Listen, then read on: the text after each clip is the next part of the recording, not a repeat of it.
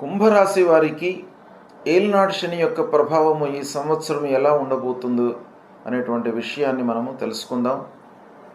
ఏలినాటి శని అంటే ఏంటయ్యా అనేటువంటి విషయాన్ని మనము తెలుసుకున్నట్టయితే, ఆ 7.5 సంవత్సరాలు ఉండేటువంటి శని ప్రభావము మొత్తం 7.5 సంవత్సరాలు కూడాను ఒకే రకంగా ఉండదు. ఏలినాటి శని అని అంటే ప్రథమంలో ద్వాదశంలోకి ప్రవేశిస్తాడు. అంటే మేషరాశి వారికి మీనరాశిలోకి ప్రవేశించడము ద్వాదశం అవుతుంది. దాని తర్వాత మళ్ళీ జన్మస్థానంలోకి వస్తాడు. దాని తర్వాత మళ్ళీ ద్వితీయ స్థానంలోకి ప్రవేశించి 2.5 సంవత్సరాలు సంచరిస్తుంటాడు. అంటే 2.5 సంవత్సరాలు ద్వాదశ స్థానంలో సంచరిస్తాడు, 2.5 సంవత్సరాలు జన్మస్థానంలో సంచరిస్తాడు, 2.5 సంవత్సరాలు ఏకంగా ద్వితీయ స్థానం ధనస్థానంలో సంచరిస్తాడు. ఈ 3 స్థానాలలో ఉన్నటువంటి సమయాన్ని కలుపుకున్నట్టయితే 7.5 సంవత్సరాలు అవుతుంది మొత్తం కూడాను. దీనిని మనం ప్రహతంగా 7.5 సంవత్సరాల శని, ఏలినాటి శని, సాడసాత్ శని అని పిలుస్తూ ఉంటాము. ముఖ్యంగా స్ట్రెచ్ 7.5 సంవత్సరాలు అనానుకూలమైనటువంటి స్థానాలలో సంచరిస్తూ ఉంటాడు గనుక ప్రతి వాళ్ళకు కూడాను 7.5 సంవత్సరాలు శని ప్రభావము ఎంతో కొంత ఉండి తీరుతుంది. అయితే అందరికీ ఒకే రకమైనటువంటి ఈ దుష్ప్రభావము ఉండదు. అయితే ఈ 7.5 సంవత్సరాలు ఏ విధంగా ఉంటుంది అనేటువంటి విషయం మనకు చాలా ముఖ్యమైనటువంటిది. ప్రతి వారికి కూడాను 7.5 సంవత్సరాల శని జీవితకాలంలో 3 సార్లు వస్తాడు. బాల్యంలో ఒకమారు వస్తాడు, మధ్య వయస్సులో ఒకసారి వస్తుంది, అంత్యంలో చివరి దశలో ఒకసారి వస్తాడు. కాబట్టి 7.5 సంవత్సరాలకు ఒకమారు మళ్ళీ మనకు శని, ఏలినాటి శని రిపీట్ అవుతుంది. జీవితంలో 3 సార్లు వస్తుంది. కాబట్టి ఈ 3 సార్లు రావడంలో మొదటిసారి మనకు బాల్యంలో గడుస్తుంది, చదువుకునే రోజులలో గడుస్తుంది, లేదా అప్పుడే సంపాదనలోకి మనం ఎంటర్ అయినటువంటి సమయం లోపల కూడాను ప్రథమంలో ఈ ఏలినాటి శని జీవితంలో రావడానికి అవకాశాలు ఉంటాయి. తర్వాత మధ్య వయస్సులో వస్తుంది. ఈ మధ్య వయస్సులో వచ్చినటువంటి శని ప్రభావము కుటుంబ వ్యవహారం పైన, మన ఆదాయం పైన, మన వృత్తి పైన, దాని తర్వాత మన పిల్లలు వాళ్ళ భవిష్యత్తు పైన ప్రభావం చూపించేటువంటి అవకాశాలు ఉంటాయి. ఇక చివరి సైకిల్లో వచ్చేటువంటిది ముఖ్యంగా మనకు హెల్త్ ప్రభావము, హెల్త్ పైన, మన ఆయుర్దాయము, ఆరోగ్యము, తర్వాత మన పిల్లల యొక్క భవిష్యత్తు, వీటిపైన ఎక్కువగా ప్రభావాన్ని చూపించేటువంటి అవకాశాలు ఉంటాయి. ఈ విధంగా 3 సైకిల్స్లో 3 పర్యాయాలు ప్రతి జీవితం లోపల ఈ ఏలినాటి శని అనేటువంటిది వస్తుంటుంది. ఏలినాటి శని కుంభరాశి వారికి చివరిలోకి ప్రవేశిస్తున్నాడు. అంటే మీనరాశిలో శని 29 మార్చి 2025 రోజున ప్రవేశిస్తున్నాడు. అంటే మీనరాశిలోకి శని ప్రవేశించడము కుంభరాశిలో జన్మించినటువంటి వారికి ద్వితీయ స్థానం అవుతుంది. అంటే ద్వితీయ స్థానము ఏలినాటి శని చివరి ఘట్టం అన్నమాట. ద్వాదశము, జన్మస్థానము, ద్వితీయ స్థానము, ఈ 3 కలిపి ఏలినాటి శని అవుతుంది. అంటే ఆల్రెడీ కుంభరాశిలో జన్మించినటువంటి వాళ్లకు 29 మార్చి వరకు 5 సంవత్సరాలు పూర్తి అయిపోతుంది. అంటే వాళ్ళు 7.5 సంవత్సరాలలో ఈ 29 మార్చి వరకు 5 సంవత్సరాలు పూర్తి అయిపోతుంది శనీశ్వరుడి యొక్క ప్రభావము. ఇంకా లాస్ట్ సైకిల్ అనేది కొంత బాగా ఉంటుంది. అంటే చివరిలో మనకు శిరోభాగము, కన్నులు, తర్వాత గుహ్యము, ఇలా ఈ స్థానాలలో శనీశ్వరుడు సంచరిస్తాడు కాబట్టి కొంత మంచి ఫలితాలు కలిగేటువంటి అవకాశాలు ఎక్కువగా ఉంటాయి. అంటే వెళ్ళిపోయే ముందు ఆ కుంభరాశిలో జన్మించినటువంటి వారికి కొన్ని స్థిరమైనటువంటి పనులు చేస్తాడు. అయితే ముఖ్యంగా ఈ శనీశ్వరుడు 2వ స్థానం, కుంభరాశికి శని అధిపతి 2వ స్థానంలో సంచరిస్తున్నాడు. జన్మ ద్వాదశ స్థానాధిపతి 2వ స్థానంలో సంచరిస్తున్నాడు. ఈ 2వ స్థానంలో సంచరించడము గోచార రీత్యా ప్రతికూలమైనటువంటి ఫలితాలనే ఇస్తాడు. అయితే ముఖ్యంగా ఈ 2వ స్థానంలో సంచరిస్తున్నటువంటి సమయం లోపల 2వ స్థానం ఏంటి?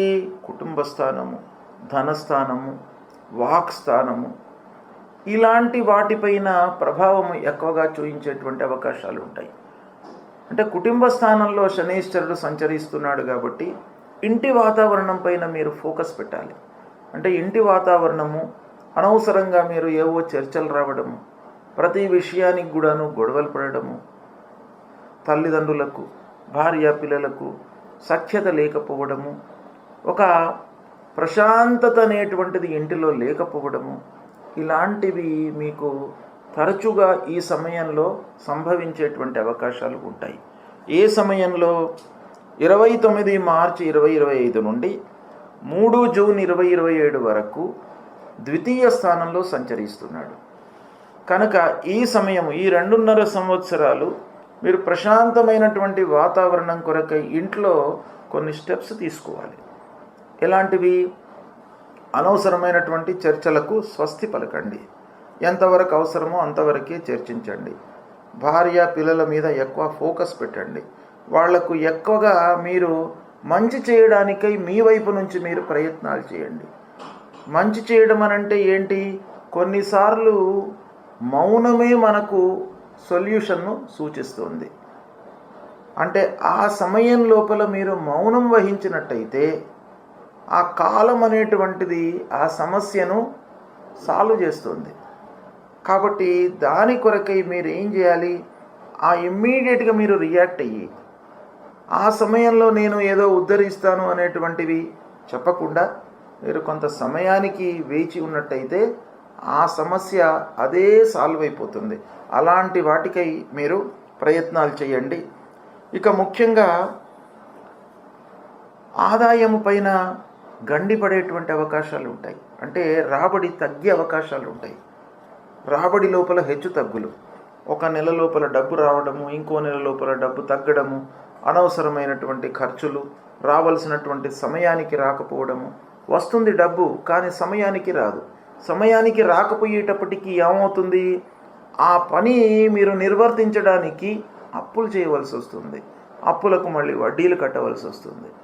ఇలా ఏమవుతుంది అనంటే మీకు రాబడి ఉన్నప్పటికీ లోటు బడ్జెట్లోకి వెళ్ళిపోతుంది మీ వ్యవహారం అంతా కూడా. కాబట్టి దీన్ని మీరు దృష్టిలో పెట్టుకొని కొన్ని పనులు టేకప్ చేసినట్టయితే ఆ సమస్యల నుండి విముక్తులవుతారు. కనుక ముఖ్యమైనటువంటి పనులకు మీరు డబ్బును కొంత ఎలకోట్ చేసుకొని పెట్టుకోండి. అంటే కొన్ని పిల్లల చదువులు, వివాహాది శుభకార్యాలు, తర్వాత ఇంటికి కావలసినటువంటి ముఖ్యమైనటువంటి పనులు, వస్తువులు, కొన్ని తప్పనివి నిత్య దైనికంగా మనకు కావలసినటువంటివి కొన్ని ఉంటాయి. వాటన్నిటినీ కూడాను మీరు గుర్తించి వాటి కొరకు కావలసినటువంటి డబ్బు మీరు పక్కన పెట్టుకోవాలి. లేదంటే ఏమవుతుంది? అనవసరంగా ఏదో ఫోర్స్డ్గా ముందుకు ఖర్చు వస్తుంది, డబ్బు వృధాగా ఖర్చు అయిపోతుంది. కాబట్టి ఇలాంటి అవకాశాలు ఉంటాయి. కాబట్టి ఫైనాన్షియల్గా మీరు చాలా ఎనలైజ్ చేసి ఈ సమయం లోపల వ్యవహరించాలి. అప్పుడు మీకు కొన్ని ఇబ్బందులు రాకుండా ఉంటాయి. ఇక ముఖ్యంగా ఈ 2వ స్థానంలో సంచరిస్తున్నప్పుడు పనులు వాయిదా పడతాయి. వాయిదా పడడం అంటే మీరు సహజంగా పోస్ట్పోన్మెంట్ నేచర్ అనేది మీకు ఈ స్థానంలో కల్పిస్తాడు. ఆ నేచర్ అనేది డెవలప్ అవుతుంది. ఎందుకు అవుతుంది అని అంటే ఒక భయం అనేటువంటిది ఏర్పడుతుంది మీ లోపల. పని అవుతుందా కాదా అనేటువంటి ఒక మీమాంసలోకి వెళ్ళిపోతారు మీరు. తద్వారా ఏమవుతుంది? పనిని మీరు చేపట్టలేరు, పనిని చేయలేరు. పని సహజంగా మీరు చేయకపోవడం ఒకటి, కావలసి మీరు వాయిదా వేసుకోవడం ఒకటి. ఈ రెండు కూడాను మీకు ఈ లోపల ఆపాదించేటువంటి అవకాశాలు ఉంటాయి. కాబట్టి పోస్ట్పోన్మెంట్ నేచర్ అనేటువంటిది సహజంగా జరుగుతుంది. కాబట్టి అలాంటిది రాకుండా మీరు కట్టడి చేసుకోండి. తర్వాత అకారణంగా అంటే కారణం లేకుండా వైరము సంభవించేటువంటి అవకాశాలు ఉంటాయి. ఏ లెవెల్లోనైనా కానివ్వండి, ఉద్యోగస్తులకు ఆఫీసులో, పక్కవారితో, అధికారులతో, క్లయింట్స్తో అనవసరమైనటువంటి వాగ్వివాదాలు, అనవసరమైనటువంటి కలహాలు తలెత్తే అవకాశాలు ఉంటాయి. విద్యార్థులకు తోటి విద్యార్థులతో కలహాలు, మిస్అండర్స్టాండింగ్స్, లెక్చరర్స్తో వాద ప్రతివాదాలు, అనవసరమైనటువంటివి ముందుకు వచ్చే అవకాశాలు ఉంటాయి. అలాగే వ్యాపారస్తులకు కూడాను క్రయ విక్రయం బాగానే జరుగుతుంది, కానీ అకారణమైనటువంటి వైరం వస్తుంది అనుకోండి, గ్యాప్ ఏర్పడుతుంది. క్లయింట్కును వ్యాపారస్తుడికి గ్యాప్ ఏర్పడినట్టయితే మనకు వ్యాపారము అంత సవ్యంగా జరగదు. కాబట్టి అకారణంగా మనకు కలహాలు వచ్చేటువంటి అవకాశాలు బాగా ఉంటాయి కనుక మీరు దాన్ని కొంత కట్టడి చేసుకోండి.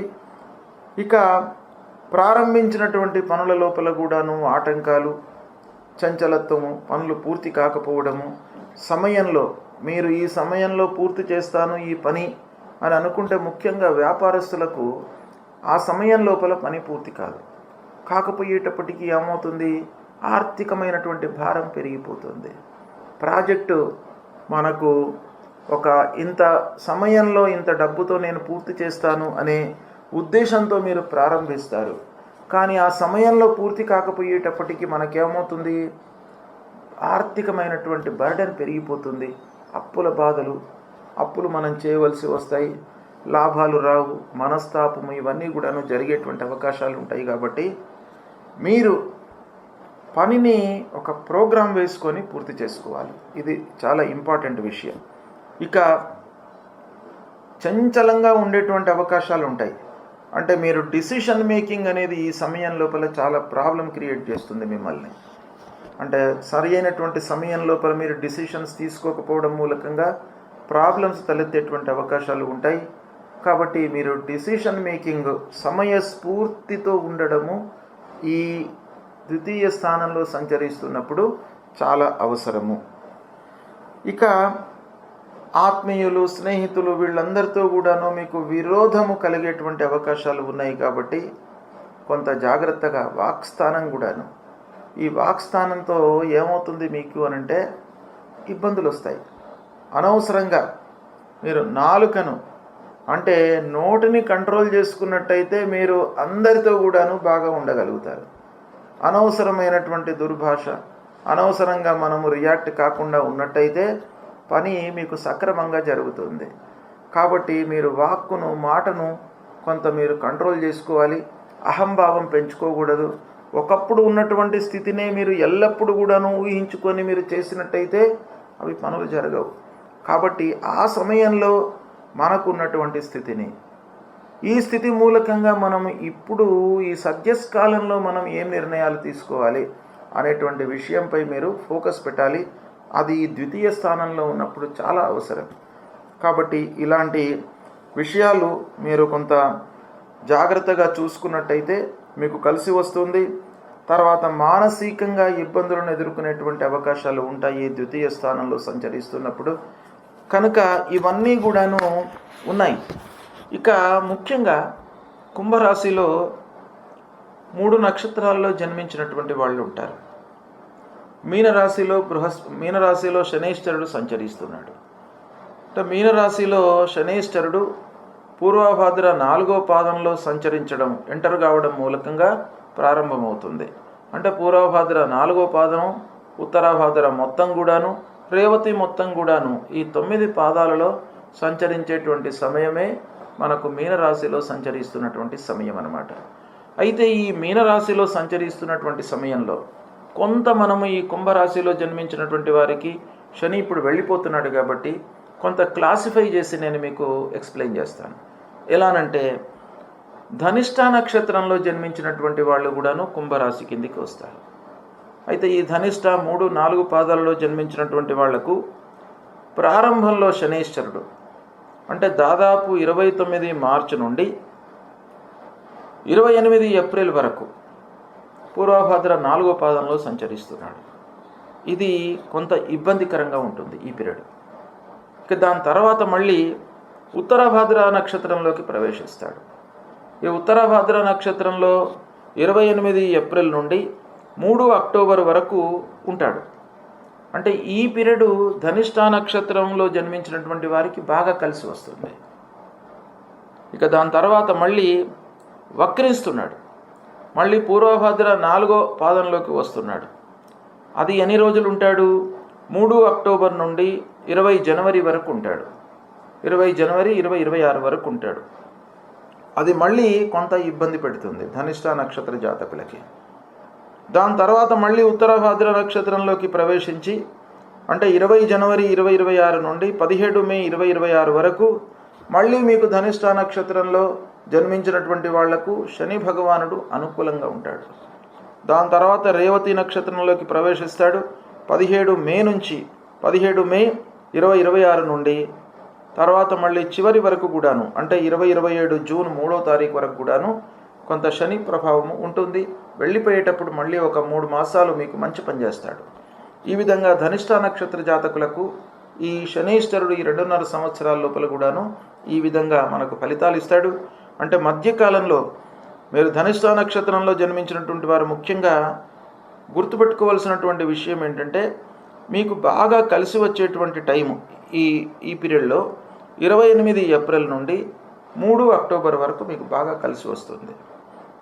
అంటే ద్వాదశంలో ద్వితీయ స్థానంలో శని ఉన్నప్పటికీ, ఏలినాటి శని ఉన్నప్పటికీ నక్షత్ర రీత్యా ఈ నక్షత్రంలో పుట్టినటువంటి వాళ్లకు ఈ సమయం బాగా కలిసి వస్తుంది.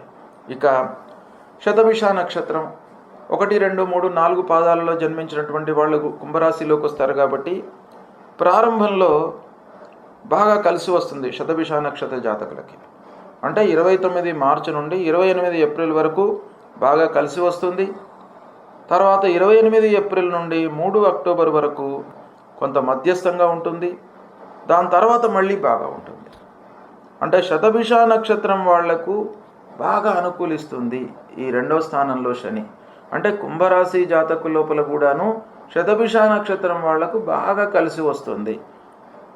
తర్వాత పూర్వభద్ర నక్షత్రంలో జన్మించినటువంటి వాళ్లకు 1, 2, 3 పాదాలలో జన్మించినటువంటి వాళ్లకు మధ్యకాలం బాగా ఉంటుంది.